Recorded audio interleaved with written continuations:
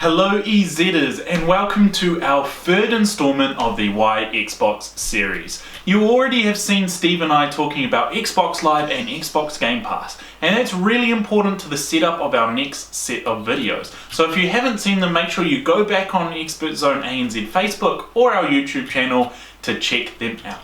But today, I'm very excited because I'm going to get into the first lot of our consoles, the Xbox One S and One S All Digital. Let's start by talking about the beautiful design on the Xbox One S console. It is actually 40% smaller than its predecessor, the Xbox One.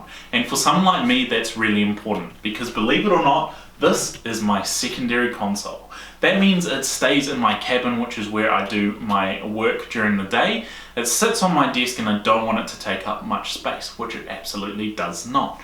It's even important for people who use it inside the home because obviously that sleek, minimal design is going to be really important for people who care about how their lounge and home entertainment center looks. In terms of port, it has everything you would expect. You've got 3 USB ports which you can use to plug in peripherals. If you're a streamer, you can plug in a webcam. If you want more hard drive space, you can plug in external hard drives. Or you can even use it to charge your Xbox controllers if you have a plug and play pack. There's also an HDMI in, an HDMI out. You've got a digital optical port if you want to hook it up to a home entertainment unit, and you can even lock it down with a Kensington lock. To top that all off, you've got an Ethernet port so you can LAN it in to get those extreme speeds when you want.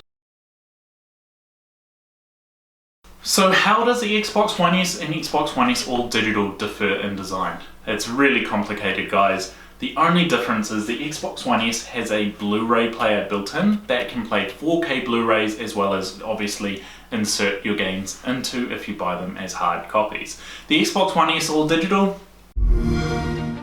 Our first challenge was, how do we make an all-digital Xbox One? Actually, that was our only challenge. We told them it can't be done. And they said, it can. Go do it. Go all digital? It had never been done before, except movies, music, books. The solution was there all along, but we just couldn't see it. Newspapers, the almanac. I guess it wasn't totally impossible. We tried removing everything, but we realized that would make it hard to play video games. So we put some stuff back. We lost a lot of good people on this project. But then we found them again. They were playing Halo in conference room 4B. The answer wasn't just staring me in the face. It was staring at me in the brain. I got it. You just deleted the disk drive. Exactly. Do it again. You just pressed delete. That's it. It was like our new baby. If our baby was made out of robot white plastic and metal and was powered by a custom-made SoC. Otherwise, exactly like a new baby. That's right, they deleted the Blu-ray player off. That is literally the difference in the design. Everything else is exactly the same. And Rogers snaps the football. He looks over the field for an open man. Wide open is Jordy Nelson. Does he catch it? Yes, he does. And he scores a touchdown! The Xbox One S and One S All Digital are packed full of great features which make moments like that even better. They both support HDR gaming, which means they're going to have the most vibrant colors and be able to pick up on subtle light sources that are in the game's environment. They both also support 4K streaming, so that means you'll be able to watch 4K TV shows on Netflix, on YouTube, or any other streaming service which you like to use. However, the One S has a disk drive and the One S All Digital doesn't. Why does that matter to your customer? So for someone like me, who was an Xbox 360 user who already had some Xbox One games purchased, the One S was the right choice. Because I had that hard content already and I wanted to be able to use those discs to get my backwards compat games or play what I already had. However, if I hadn't been an Xbox user, and with great things like Game Pass, which is another reason why it's so important to talk about in every sale, I would have gone for an all digital. Why? Because I don't want to store hard media around the place anymore. I haven't purchased a disc in as long as Game Pass has existed. Xbox Live Gold gives me 2 to 4 free games every month anyway. So all my games nowadays, and all the games, to be honest, that I kind of frequently play now are digital, including Madden, which I just showed off then.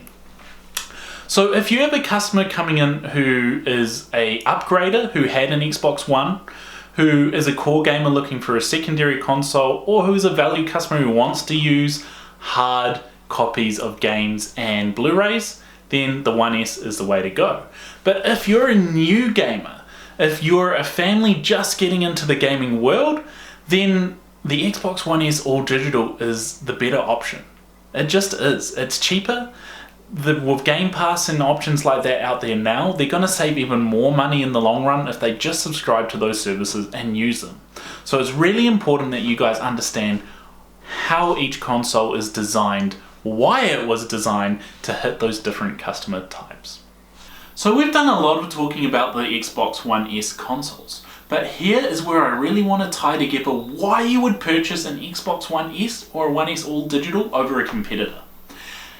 And you can't truly do this justice unless you talk about Xbox as a whole. So you have to mention Game Pass. There is nothing that gives you that much value, that many games like it on the market. It is essential for all those value customers, all those family customers, all those entry gamers who have never played before. On top of that, we do need to mention Xbox Live Gold and how awesome it is, and how even that gives you 2 to 4 free games. Customers need to know how to play online with their friends as well, because the majority of gamers are going to want to do that.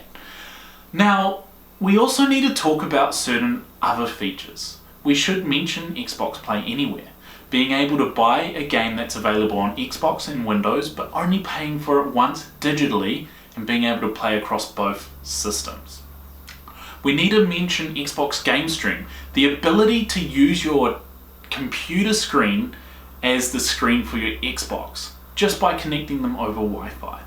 You need to be able to mention crossplay as well, like I talked about on the Xbox Live video, being able to play with people across PC, Xbox, certain Sony games, and even on Nintendo Switch. Keep those things in the forefront of your mind. Make sure you have a holistic solution conversation when you're talking about Xbox. That is the key to unlocking success and selling it and giving your customer the best experience possible. Now, that is it from me for this video, guys. But as always, I want to remind you, comment and share any questions you have down below. Make sure you like this video. Head over to ExpertZone ANZ's Facebook page and follow. Subscribe to our YouTube channel. Subscribe to our Instagram account as well. As always, keep it locked to the ExpertZone website, where you're going to be able to learn more and more about Xbox and the other great products we sell. Catch you later, EZers.